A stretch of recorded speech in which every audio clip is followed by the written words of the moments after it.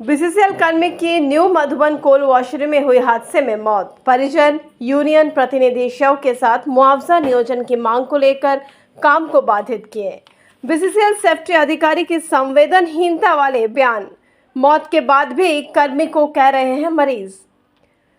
Dhanbad BCCL colliery कोल washery में सुरक्षा को दरकिनार कर कोयला उत्पादन कंपनी कर रही है, जिससे आए दिन हादसा हो रहा है। ताजा मामला बीसीसीएल ब्लॉक 2 अंतर्गत न्यू मधुबन कोल वॉशरी में घटित हुई है, जहां रॉ कोयला सेक्शन में कार्य के दौरान बीसीसीएल कर्मी अर्जुन राम हादसे का शिकार हो गया, जिसमें उसकी मौत हो गई। कोल कर्मी रॉ कोयला सेक्शन में काम कर रहा था, जहां से 70 से 80 फीट गहराई में गिर गया। शरीर में काफी चोट आई है, जिससे उसकी मौत हो गई।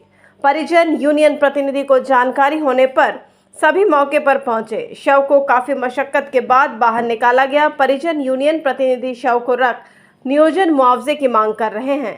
काम को बाधित कर दिया गया। वहीं परिजन यूनियन प्रतिनिधि सुरक्षा में भारी कमी, लापरवाही होने के कारण घटना की होने की बात कह रहे हैं, जबकि सेफ्टी ऑफिसर कर्मी की मौत होने के बाद भी गैर जिम्मेदार बयान दे रहे हैं। एक तरफ कर्मी के परिजन यूनियन प्रतिनिधि शव को रख नियोजन मुआवजे की मांग कर रहे हैं, तो दूसरी तरफ सेफ्टी अधिकारी मृतक को मरीज बता रहे हैं। इलाज, डॉक्टर जांच के बाद कुछ कहने की बात कह रहे हैं। जांच कर दोषी पर कार्रवाई करने की बात कह अपनी जिम्मेदारी को पूरा कर रहे हैं। वहीं मृतक कर्मी के पुत्र ने कहा कि पिता की मौत कार्य के दौरान हुई है। मुआवजा नियोजन नहीं मिलने तक शव रखे रहेंगे। पिता ने कहा था कि जहां काम करते हैं सुरक्षा नहीं है। वहीं सेफ्टी अधिकारी ने कहा कि जांच के बाद दोषी पर कार्रवाई होगी। यूनियन प्रतिनिधि ने कहा सुरक्षा की कमी के कारण मजदूर की मौत हुई है। शव क्षत विक्षत हो चुका है। ऐसे में अधिकारी कह रहे हैं कर्मी का इलाज कराएंगे। संवेदनहीनता को दिखता है, अफसरशाही हावी है। नियोजन मुआवजा तत्काल नहीं दिया जाता है, तब तक काम बाधित रहेगा। क्या घटना हुआ? तो पता नहीं, हम लोग तो सुने कि पापा तुम्हारा दब गया है। उसके बाद आए हम लोग। बीसीसीएल में थे? हाँ। क्या आप ड्यूटी करते थे? यही थी करते थे, माल तल हटाते थे ड्रग का। कितना उम्र था पापा का? क्या नाम था? अर्जुन राम। घटना क्या हुआ, क्या जानकारी मिली? तो हम लोग कुछ जानकारी अभी तक नहीं मिले। अभी क्या स्थिति? अभी तो कुछ नहीं, आ रहे हैं भैया लोग, जा रहे हैं, क्या बात कर रहे हैं इंडियन लोडर से, यही सबसे बातचीत हो रहा है। अभी स्थिति क्या है? पिताजी का? पिताजी तो डेथ हो गई। कितना घंटा हुआ? करीब तो लगभग 3-4 घंटा बीत गए हैं। सुरक्षा को लेकर कभी कुछ बताए थे? ना, उससे तो कुछ नहीं, लेकिन बाद में हम लोग को बताया गया था पापा की मतलब जहाँ हम काम करते हैं वहाँ बहुत मतलब खराब तरह का इलाका है। सुरक्षा नहीं है? हाँ, नहीं। अभी आप लोग क्या मांग कर रहे हैं? अभी क्या मांग करेंगे हम लोग, जो है बीसीसीएल के द्वारा वही हम लोग मांग करेंगे, और क्या मांग करेंगे। यहाँ पर बॉडी कब तक रहती है? जब तक मांग पूरा नहीं होगा। मांग क्या है आप लोग?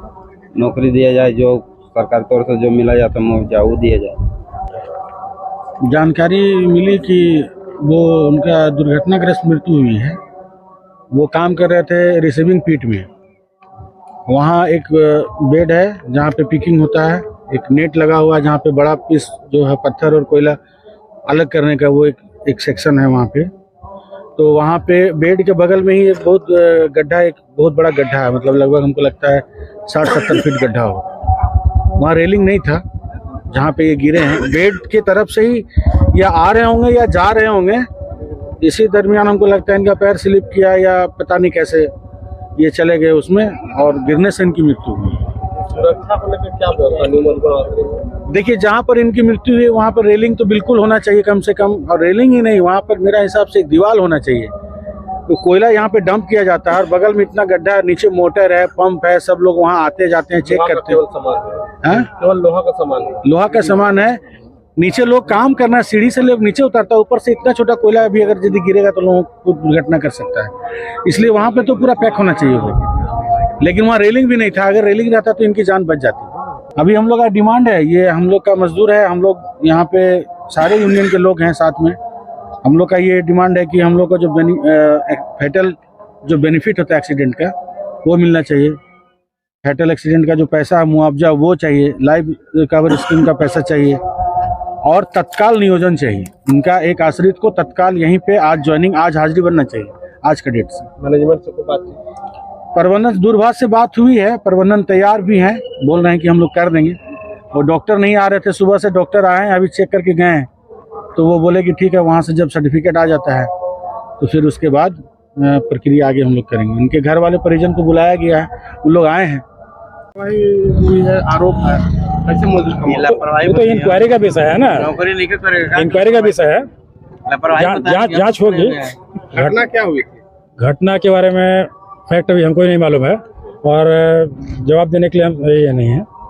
बताया जा रहा है कि रेलिंग नहीं था जिसके कारण वो यहाँ पर गिरा है। वो जांच का विषय है ना, जांच का विषय है। तो यहाँ ठीक है, जांच की जाएगी, जांच के बाद जो जिम्मेवार व्यक्ति होंगे उन पर कार्रवाई होगी। लेकिन अभी तो हम लोग का प्राथमिक वही है कि जो पेशेंट है उसको न्याय दिलाया जाए, उसको हॉस्पिटल में ले जा रहे हैं हम लोग, सब कुछ हो जाएगा, उसके बाद कानूनी प्रक्रिया की जाएगी जो होगा।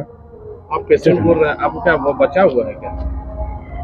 तो डॉक्टर बताएंगे ना, डॉक्टर बताएंगे। वो मृत नहीं है। नहीं, उसको देखिए हम कैसे बोल सकते हैं, डॉक्टर का बोलेंगे ना। कितना देर से यहाँ पर वो आपका पेशेंट? लगभग 2 घंटे हो गए। चोट कहाँ लगी है उनको? ये बगल में हॉपर के पास लगा है। अगर चोट लगी तो पहला तो इलाज होना चाहिए था। इलाज के लिए हम लोग ले जाना चाह रहे थे, और यहाँ पर जो पब्लिक है आप लोग जाने नहीं दिए, बोले कि डॉक्टर यहीं आएंगे। तो अब क्या स्थिति है उनकी? अब इसके बारे में डॉक्टर बताएंगे, हम क्या बता सकते हैं। आपका क्या कहना है, वो अभी जीवित है? हम इसके बारे में कुछ नहीं बोल सकते, इसके बारे में कुछ नहीं बताएंगे।